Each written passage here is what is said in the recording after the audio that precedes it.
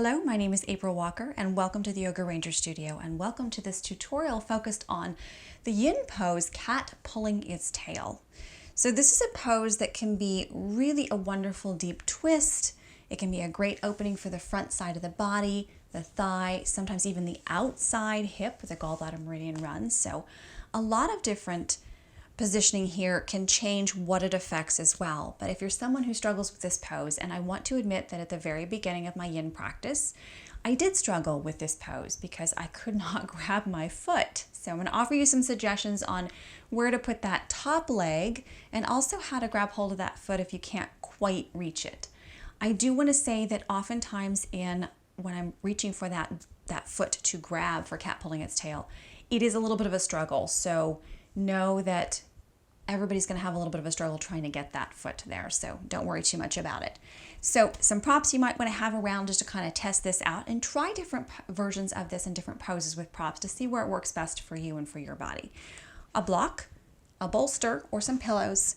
Strap might be really helpful if you're struggling with capturing that foot. And this is actually something new. This is an infinity strap. I use these for my practice myself. They're smaller and they come in that little figure 8 and they make it a little bit easier to kind of reach around and grab hold of things versus having to kind of tussle with a strap once you've gotten back there, so an option. If you have a strap or don't have one, you might want to buy one that has what we call a D ring. See, it's shaped like a D. And this might make it a little bit easier. So you put it through the hole. This actually gets a little more complicated. Through both holes, and then you flip it over and you come back through that second hole. And this is going to make a little grippy that hangs on. Make like a little lasso. So I like to give a little bit of space, especially if you're working with your foot, just enough to get your foot or ankle through there. So this is about as big as mine is. Okay, we'll have that ready. And because the D-ring works the way it does, it locks in place. So it's not going to slide or adjust. It's going to hang on. That's why I love D-ring straps. Okay, so I'm going to face away from you because that's what makes the most sense for you being able to see this pose. So I'll kind of show you how this works. We're going to start with the slightly easier version of it. Some people find this easier. I don't necessarily find it easier, but you can stay up on your arm. Drop that back, the bottom leg behind you. So in this case, it would be my right, and grab hold of that foot. Okay, pull it back a little bit further behind you. Take the other foot out in front of you.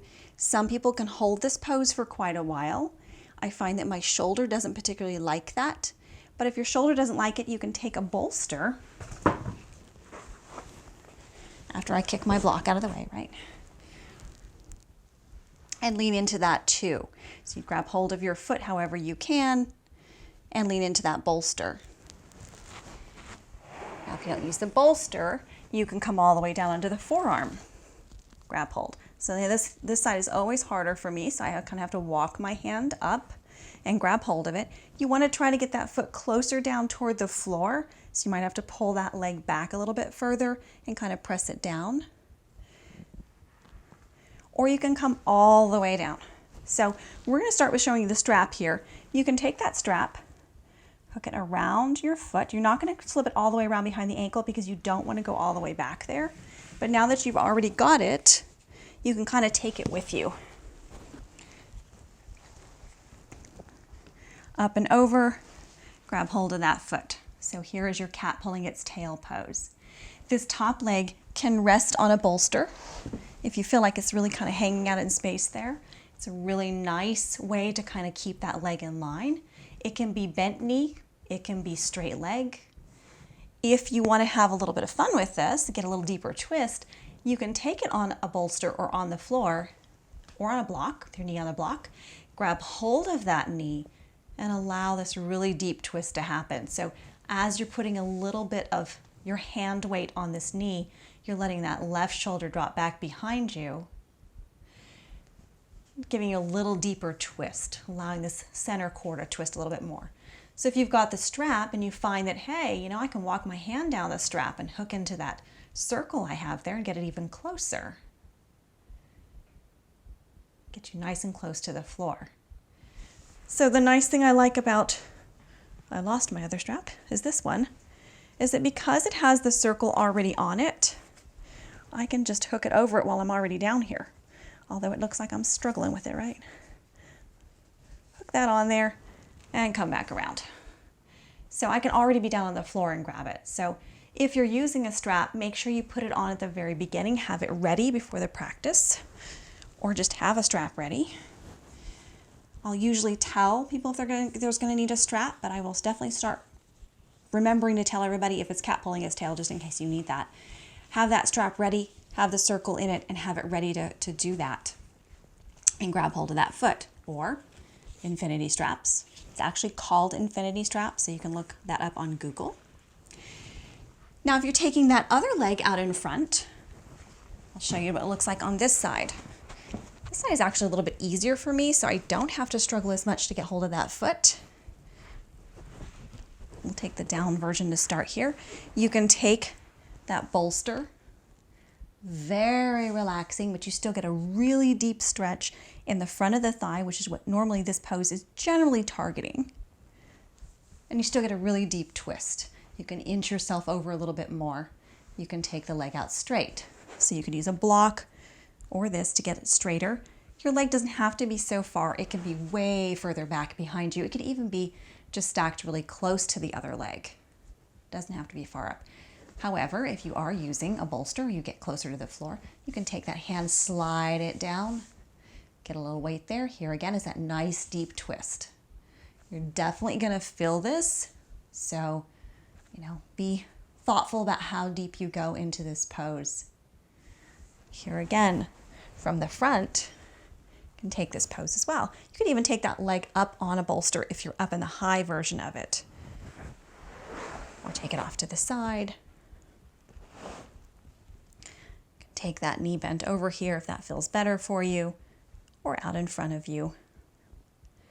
A lot of people have seen this as a little bit, I think, more traditional version of it that most people have seen.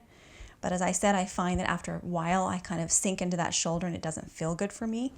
If that's still too low, you can take that leg arm out way further, which makes it actually harder for me to reach my foot. But you can take a really high version of it. This may be what's accessible for you. If the knee compression is an issue here, you can still make use of that strap, even if you don't need to grab hold. You're going to take the strap and fold it up a few times in a wider length, about maybe 6 inches. You can take it behind that foot or that knee. So I'll tuck it behind this one so it makes more sense. You can kind of see it. And then when I go to pull that leg back, I've got a little bit of space there. Gives me just a little bit of room. You can even take a hand towel and roll it up or fold it up and put it behind that so that the back of your knee has a little bit more space in it. This may feel better on your knee overall. If this pose is still just not your friend and bending your knee that deeply is just not what's working for you, you don't have to grab hold of the foot. You can just rest your hand on your hip, take one leg in front, one leg a little bit back behind. You'll have more of a 90-degree angle. I'll show you. My leg is at a 90-degree angle here. You can still put that little spacer in behind the knee to give you a little bit more room. Here again, taking it up on a block or a bolster, just hanging out here. Or you can reach back for that foot without ever grabbing hold of it. This pose is not really about the arm. It's more about the leg, and you're getting that deep stretch in the front of the hip flexor, top of the leg, inner leg, and outside of the hip. So it's not really necessary to grab. I just find that I kind of like to. So lots of different options for cat pulling its tail. Like I said, if you have any knee issues, you don't have to grab the foot. Just reach for it, let it hang out in space, use a block, a bolster, whatever you need to give it a little bit of security and stability instead of just hanging in space if that doesn't feel good for you.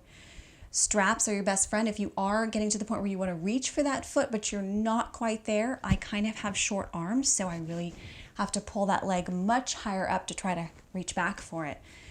Make that little circle in a D-ring, and these are really, really reasonable to buy. They're always under about $6, so usually they're about $3. So make a little circle in it with a D-ring so that you can hook it onto your foot, take it up behind you and grab onto it, or invest in an infinity strap. Great little strap to have for a lot of different poses in which you don't have to worry about pre-loading the D-ring or making the circle. It's already in there for you. So I hope this helps you. If you have other tutorials you would like to see, don't worry. Some of them are still coming, but if you have one in particular that you would like to see, this was a special request by someone who really wanted to get some ideas on how to get into this pose more for them and their knees. So I definitely like to hear what you would like to see, and I will film more of these if you're interested. If you liked this practice, please like and comment down below. Let me know your thoughts, what else you would like to see in the tutorial section, as well as other classes. If you are not a subscriber, you can click that subscribe button over here to your right and join me every single Thursday.